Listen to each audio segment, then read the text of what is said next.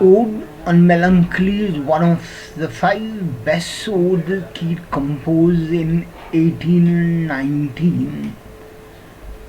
A poem unusual in its structure and conception. The attitude it reflects, however, are those of a recognizable John Keats. The lyric is a structure of unusual, complicated pretenses.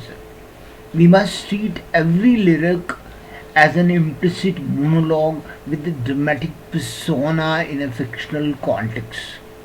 We or the implied audience are being told about the nature and source of melancholy. It's presented in terms of a mythological conceit. In a certain sense, there is no development in the poem. A single grammatical complex structure is deployed over three stanzas as a single assertion. The passionate tone of the persona have a dramatic function, for they make us aware of the audience of the poem as more specific than the world at large or the putative reader. The abruptness of the opening suggests that someone is being dissuaded from an ongoing activity. Stop doing what you are doing. We may imagine this person to be the typical melancholic figure sitting in doleful apathy. F.R. Lewis writes that the poem represents one of the most obviously decadent development of beauty addiction of the cult of exquisite passion and finest senses, and E.C. Pettit consider the ode as an indulgence of that romantic sensation of pleasing woe in which sorrow and unhappiness were cherished, partly because they were or were felt to be stimulus to an intensified aesthetic experience, and partly because any sort of feeling was preferable to indolence, emptiness, ennui, or drowsy numbness. However, what makes this poem a special one is the mimetic element, precisely the fiction of its pretenses. From the first impassioned word no, no, we are aware of the very voice which the pretended objectivity is only partially intended to obscure. If you seek melancholy, says the speaker, do not make your journey on an firmly rigged ghost ship like we find in the ancient mariner. Do not summon poisons or associate yourself with other lugubrious paraphernalia. Do not go to Livy, the abode of death or underworld, for although you might think so, melancholy does not dwell there. Even before the last two lines, the images suggest why thoughts of death are not in themselves conducive to true melancholy. The poisons and the other symbols of death are described with epithets and in terms which give to it the desirable easeful effect. It's not melancholy which one finds in death, its agents or its emblems, but luxury and release. Consequently, if you are looking for melancholy, do not seek it this way. Wakeful anguish is the sensation that defines true melancholy. The conjunction of shade to shade of morbid thoughts and morbid props will dull the sensation, not arouse it. We will discover that melancholy is actually the response to a very different conjunction, that of shade and brightness, of mortality and beauty and joy. The deathward trend is consciously rejected here. The romantic poet inherited Gray's tradition from his elegy. One of the effects of this somber poetry about death, graveyard, the brevity of pleasure and of life was a pleasing feeling of melancholy. To begin with, there is every reason to believe that Lydie is to be understood not as a euphemism for personal death or suicide, but as a reference to a specific place in the underworld, the abode of impersonal force or mythological figure called death. The reality of mythological geography is one of the summation of the entire ode, hardly an unusual one in Keats' poetry, and we should see the opposition of Lydie to the temple of delight in the third stanza is the major metaphoric expression of the poem's meaning. So, reading the text, no, no, no, go not to Lydie, neither twist wolfbane tight rooted for its poisonous wine, nor suffer thy pale forehead to be kissed by a nightingale, ruby grape of Proserpine. Make not your rosary of blueberries, nor let the beetle nor the death moth be your mournful psyche, nor the downy owl a partner in your sorrows and misery. For shade to shade will come too drowsily and drown the wakeful anguish of the soul. So the stanza with which Keats decided to begin the poem is startling. Keats brings together a remarkable collection of objects and some of their mythological association in the stanza. Lethe is a river in the classical underworld. Wolf, bane, and nightingale, also known as the belladonna, are the poisonous plant. The yew berry is the seed, also poisonous, of the yew tree, which, because it's hardly and an evergreen shrub, is traditionally planted in English graveyard. Replicas of a black beetle were frequently placed in tombs by the Egyptian. To the Egyptian, the scab or black beetle was a symbol of resurrection, but to Keats, they were a symbol of death because of their association with tomb or graveyard. The death moth or butterfly represented the soul leaving the body at the time of death. The owl was often associated with overworldly symbol because of its nocturnal habits and its ominous hooting. That death is the common denominator of the display in Keats' Museum of Natural History. The language of the stanza is vastly superior to that of the discarded stanza, which was removed from the poem. Nothing in it can compare with calling nightshade the ruby grape of Proserpine, the queen of the underworld, nor with making a rosary of euberries and thereby automatically suggesting prayer for the dying on the dead. The stanza is one of the richest and strangest in Keats' poetry. Proserpine is the daughter of the god Zeus and a goddess named Dimitri. Hades, the ruler of the underworld, kidnaps Proserpine and makes her his queen. A return to earth each year makes springtime. She is associated with both death and vegetation.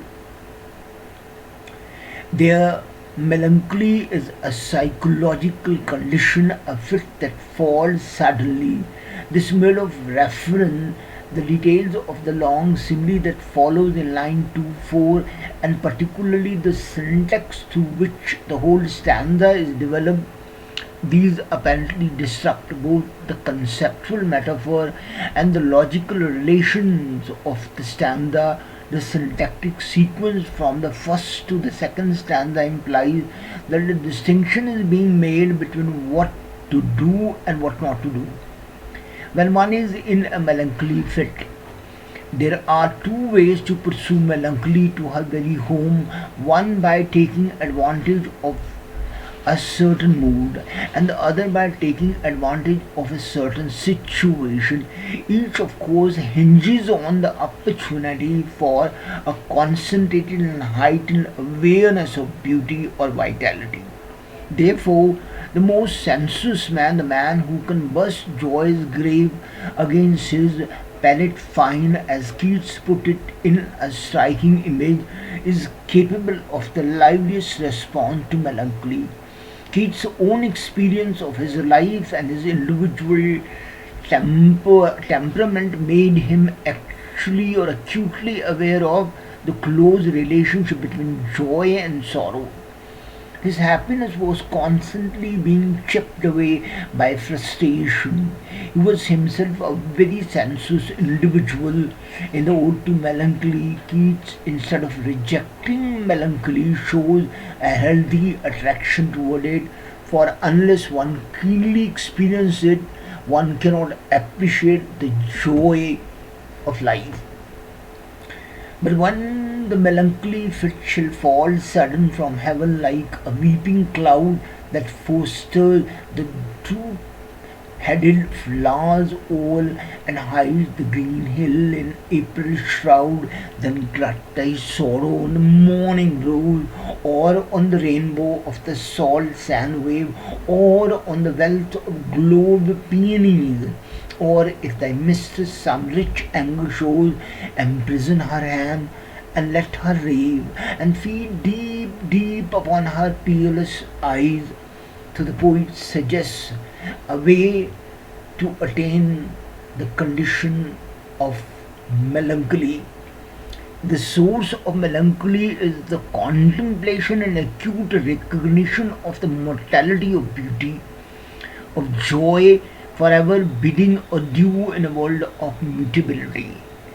Fee deep, deep upon your mistress' peerless eyes is the message. The mortality of the beauty is not Keats' point, though he acknowledges that beauty must die. The peculiar melancholy edge of intense experience is its accommodability.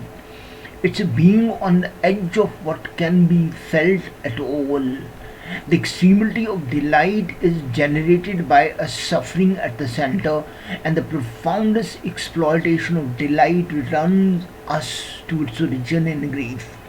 Its effect of human experience that desire is painful, and our arrival at the limits of pleasure includes that pain, not as following on pleasure, but because pleasure, even its further reaches, or especially they still include desire. When a melancholy mood strikes you like a sudden thunderstorm that makes the sky weep, pounds down on the flowers and covers all the greenery with an April fog, then feed your pain by gazing upon a rose that blooms only in the morning, or the rainbow over the sea, or the beauteous peony flowers that have a very short life. Or if your lover is really angry, just hold her soft hand and let her express that anger while you gaze deeply into her beautiful eyes.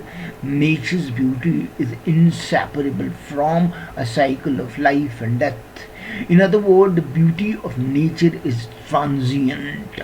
The melancholy seeker should not go to Lilywood, instead overwhelm his sorrow with natural beauty, glutting it on the morning rose, on the rainbow of the salt sand which is a very short life, or in the eyes of his beloved, because the anger too has a very short span. Like Plato announces his desire to be the sky, so that with many myriad eyes he might gaze on his star gazing beloved. Keats' readers would act in the rear and let her rave. Reading the text, she dwells with beauty, beauty that must die, and joy whose hand is ever at his lips, bidding adieu, and aching pleasure nigh turning to poison while the bee moth sips. I, in the very temple of delight, veiled melancholy has her sovereign shrine. Though seen of none save him whose tenuous tongue can bust joy's grape against his palate fine, his soul shall taste the sadness of her might and be among her cloudy toffees hung. So, the sentimental paradox here is the bittersweet of love and nature's transience. Keats' allegory of melancholy in the temple of delight has, in this context, the peculiar advantage of moral neutrality. The fruit Keats gives joy is grape, a grape so designated to match the ruby grape of Proserpine, and no doubt to make it more susceptible of busting by a strenuous tongue a sensitive individual. It is evidently a source of pleasure, but the fruit is also poison or can turn to poison while the bee moth sucks. For Keats, pleasure and pain are inextricably linked. Beauty must die, joy is fleeting, and the flower of pleasure is forever turning to poison while the bee moth sips. Melancholy is only visible if one can overwhelm oneself with joy until it reveals its center of sadness by bursting joy's grape against his palate fine. The man who can do this shall taste the sadness of melancholy's might and be among her cloudy toffee hung. She now appears in her original personified form only in the third stanza, where she is indeed finally located not at Lethe but in the temple of delight. The deity of melancholy is immolated to the goddess. It's true that in the term of the conceptual framework of the ode, the discovery of melancholy in her sovereign shrine is a triumphant achievement. The termination of a search possible only for those with special qualifications or tastes. So the ode develops its meaning through alteration of psychological analysis and mythical metaphor. Their complex fusion in the stanza is one of the most impressive achievements of Keats' poetic imagination. In psychological terms, what produces true melancholy is a heightened consciousness of beauty, an intense participation in pleasure and joy. In terms of the conceptual metaphor, one discovers melancholy by pursuing beauty, for they dwell together in the temple of delight. There, with joy and pleasure as its attendant deities, perhaps the sinister and potent goddess has hidden her shrine. To be capable of discovering her, however, is to become her victim. Thank you.